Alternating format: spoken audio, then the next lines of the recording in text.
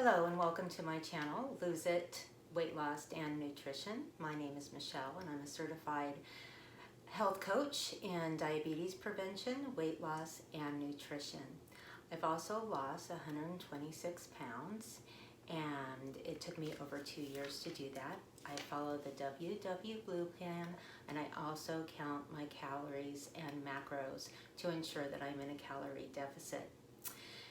I was looking at the WW topic this week and it was how to feel in control when things in your life are out of control. And it got me thinking about my journey and how difficult it was to lose my coping mechanism, which was food. So I wanted to share that with you because I see people struggling with the same issues that I had and still do have at times. When I first started my journey, you're excited, you're motivated, you have goals, and about 6 to 8 months into that journey, I started feeling really anxious and sad. And I didn't feel like I really had good coping skills. And I was kind of feeling like I was a little out of control. And I did not know that this was normal. It took me months and months later to figure it all out.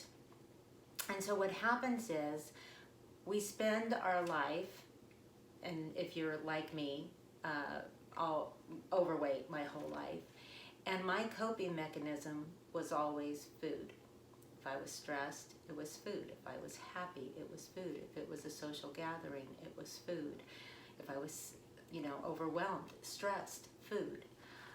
And when you start a health journey and you're learning what foods to eat, how much of the foods to eat, how to grocery shop, how to stock your pantry, how to cook, that can be very, very overwhelming. So if you find yourself feeling down and feeling a little sad, think about all the changes that you're going through at this time and think about your coping mechanism. For most of my life, I would say I'm fine. Stress would happen, I'm fine. I would never speak up for myself. I would never admit that I needed help. And I tried to do everything myself. I'd say I'm fine, and then I'd go home, and due to being overtired or stressed, or because I did not deal with something that I needed to deal with, I would eat. And I would eat carbohydrates mostly, and it would make me tired, and I would go to sleep. So it was kind of my drug of choice. When you're starting on about halfway through your weight loss journey, when you're losing that motivation and life is happening around you, it's very difficult to just change. And I don't know if it's so much a behavior change that someone can, just say, well, just distract yourself. Just look on YouTube, just make a phone call, just, do a craft or something. That's not enough. A distraction is really good, but it's not enough because we're not dealing with not having that coping mechanism and finding new ways to cope. So I wanted to reassure you that I went through that. I'm sure at some point that you may go through that, and to know that that's normal. So what did I do? At first I didn't do anything, and I would overeat. I would be on plan, 2 or 3 days out of the week, and I was off plan the rest. But each week, it turned into each month, I just kept trying. I just kept trying over and over. And there's going to be some good weeks and there's not going to be some not so good weeks. But during that time, I started learning tools that I could use instead of food.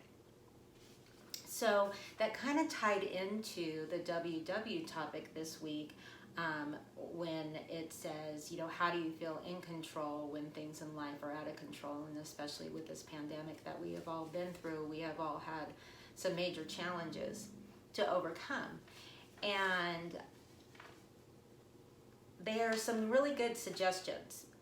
First, when anything happens that you are stressed, upset, emotional about, you need to identify it.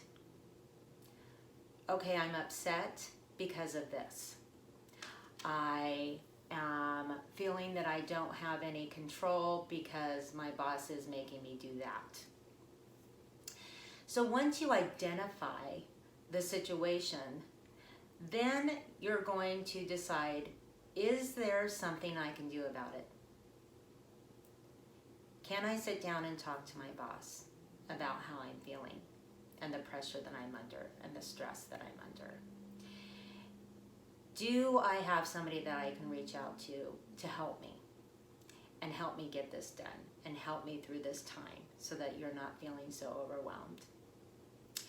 And you look for ways that you can deal with the situation.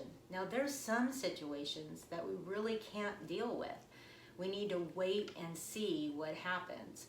An emergency, somebody has an accident, somebody gets an illness. Those are not so easy because it's out of the blue. You had no way of preparing for it. And those are the most challenging. But the same thing will work no matter what the situation is. What can I control? What can't I control? Do I have to wait and see? What am I going to do with this anxiety while I'm waiting this outcome? The third part of this is, what can you influence? What can you influence to help? If you can't do anything about it, what can you influence? So what that means is, let's say there was an accident or a sudden illness and you're there with family, and you can influence how you're reacting and be an influence on others on how they're reacting, because in helping others or helping with a situation, we're actually helping ourselves deal with it. Now, hopefully it's not so grim. So let's kind of take an example of some good times. So let's say that you are going on a vacation. Hey, that's awesome. So you're getting ready to go on vacation, but you have anxiety over it because you don't know if you're going to be able to stay on plan. You don't know if you're going to be able to find the foods. Do you just go off of it, off plan, and then just take it up when you get back? So a lot of the times we don't know what to expect. And so we're just going to wing it and see what happens. Well, we all know what happens. We go off of plan, and it's a lot harder to get back on after vacation. So what can we control? We can make a plan. We can control what meals we're going to eat out and what meals we're going to eat in. My favorite is to have breakfast and lunch in. I can make sandwiches, wraps, salads in. They're easy to go to, and put in little refrigerators if you're staying at a hotel. Breakfast is always easy. You can have a bagel. I buy bagels and I get fruit, and as long as I have my coffee, I'm okay.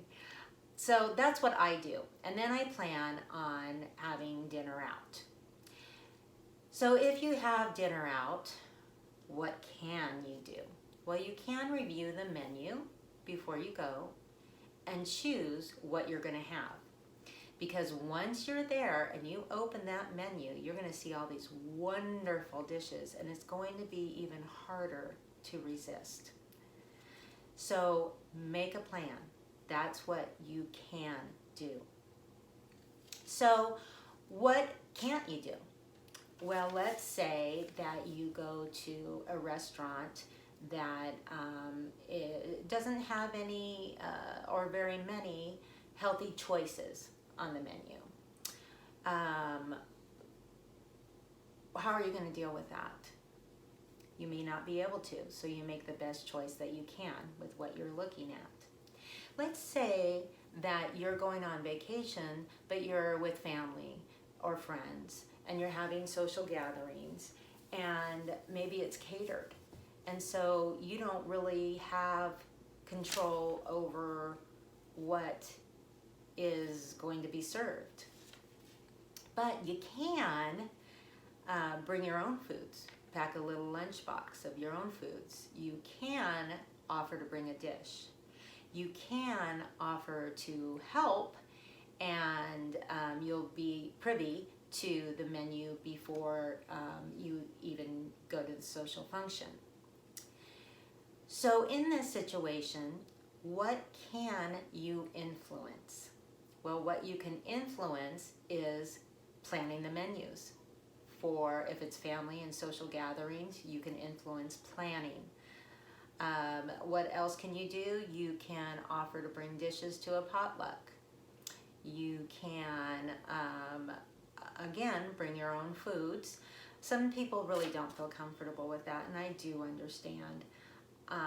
I bring my own foods everywhere I go, and it took people a little while to get used to that, but now they don't even notice because I bring my own beverages and I bring my own foods so that I can partake in the fun and not feel like I'm being deprived. So I want you to think about all of this and know that how you're feeling and what you're dealing with and losing some of our best friend, which was our food and our coping mechanism, is very normal. It can be very sad. There's been many nights that I've gone to bed at 7 or 8 o'clock, and it's not because I'm hungry and I don't want to eat. It's because I don't know how to deal. And I'm tired and I'm getting weak in my decision makings, and I need to get away from the kitchen. So I hope that this gives you something to think about. Please reach out to me if you have any questions, and I would be happy to share my more experiences with you, because I know how challenging this subject is, and we do not reach out for help. We try to do it all ourselves. We try to cope with everything ourselves, and you're not alone. There's just so many people out there that is sharing this same feelings and sharing same behavior change challenges. And so we need to reach out to each other, and we need to support each other. And so I am here. I want to help. I really like the WW topic this week, and I think that you should make it relatable to what your current situation is, and have those questions ready for your leaders and your coaches and other people. The Facebook group that I'm on, you're happy to share there, ask questions. If you're struggling and it's more of a coping challenge or a behavior challenge than it is food, it's okay to ask those questions. It's okay to say, I need help. I need some support right now. And I want you to feel comfortable doing that. Or you can reach out to me on Messenger from the Facebook group. I will make sure that I link all of my information, Instagram, emails, texts, and stuff like that for you down in the comments. I wish you good health, and we'll talk soon. Thank you.